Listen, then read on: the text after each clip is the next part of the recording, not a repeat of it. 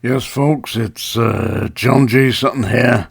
Tales from the jails. Right, I'm going to talk today about an article in the Daily Mail which concerns His Majesty's Prison Forward. Yeah, now it appears that this open prison, a Category D open prison, has seen 86 escapes in the last 3 years. Now, that 86 escape, it means that 86 of the inmates have walked out of the jail and not returned. Some have been on the run for years, one of them for 10 years, just not returned. The capacity of HMP Forward is 389, and there's been a bit of a public outcry about this because people are saying, well, what kind of a prison is this? And they're also, the people that are escaping or running away from the open prison, I mean, they're not scaling the walls, are they, using rope ladders or anything like that? They're just walking through the front gate and catching a train or whatever, not coming back.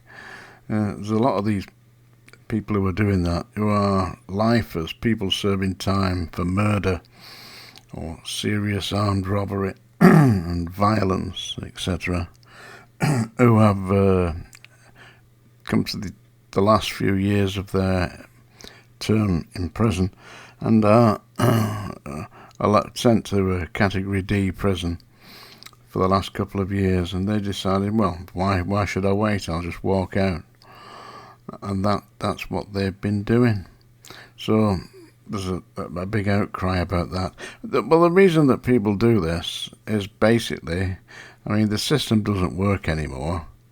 I think we've pretty well established that. The number of deaths in custody, one prison alone, there's been about 7 deaths in a year. I think that's somewhere in Northampton, I believe.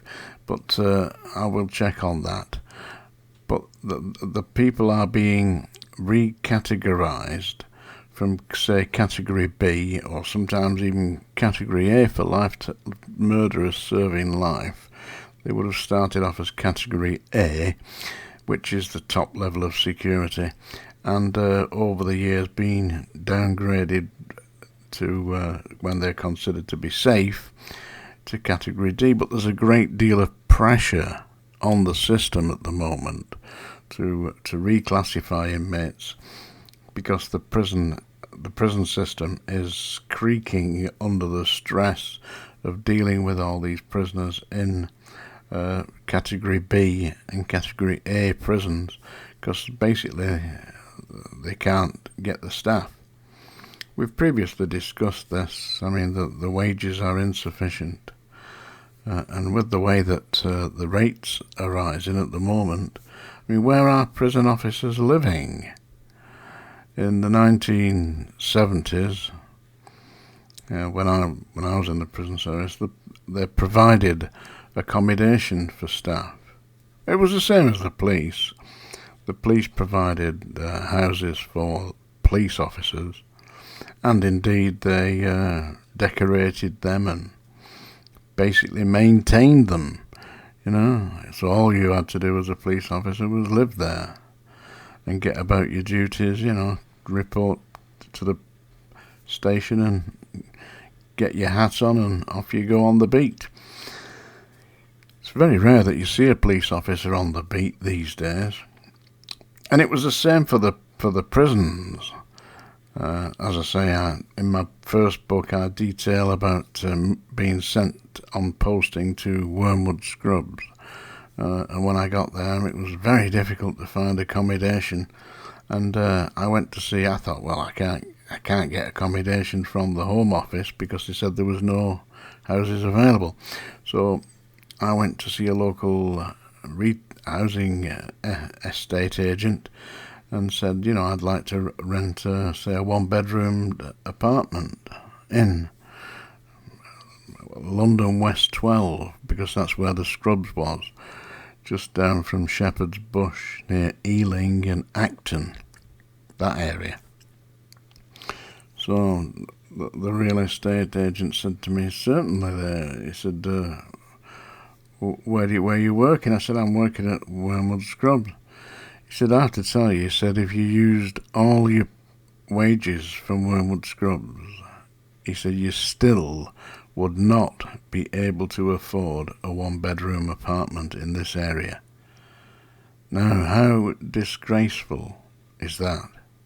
They're obviously not paying the right rates. Now, I know people who have been working at the Scrubs recently, and they're saying that they are they're commuting in from Reading. Yeah, which is right outside London. It's about 30 miles outside London, Reading, and they're commuting in. Imagine commuting 30 miles in and 30 miles out. And that's to the centre of London, then you've got to get on the underground to get there. There's no wonder that they can't get staff. They're going to have to rethink this system, and because of the pressure on the system, they're having to reclassify Category B and Category C inmates down to Category D and put them into open prisons. And when they do that, what's happening? The prisoners are saying, absolutely great, I'm off. Seriously, it's gone mad. Tales from the Jails with John G. Sutton. And now, I've had some observations about my singing, so I won't do that today. Today what I'm going to do is read you a poem. And I particularly like this poem. It's a rather spooky poem by Walter Delamere. It's The Listeners. Is there anybody there? Said the traveller, knocking on the moonlit door. And his horse in the silence chomped the grass of the forest's ferny floor. And a bird flew up out of the turret above the traveller's head. And he smote upon the door again, a second time. Is there anybody there? He said. But no one descended to the traveller. Not heard from the lead-ringed sill, leaned over and looked into his grey eyes, where he stood perplexed and still.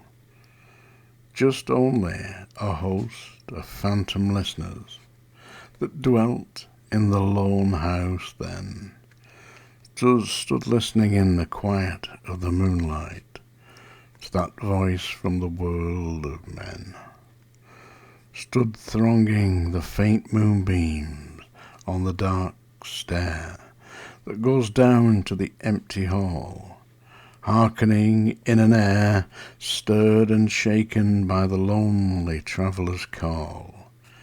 And he felt in his heart their strangeness, their stillness answering his cry, while his horse moved cropping the dark turf neath the starred and leafy sky. For he suddenly smote on the door even louder and lifted his head. Tell them I came and no one answered, that I kept my word, he said. Never the least stir made the listeners, though every word he spoke fell echoing through the shadows of the still house from the one man left awake, as they heard his foot upon the stirrup and the sound of iron on stone, and how the silence surged softly backward while the plunging hoofs were gone. The Listeners by Walter Delamere. It's Tales from the Jails, and don't forget, folks, you can get my book on Amazon. Yes, folks.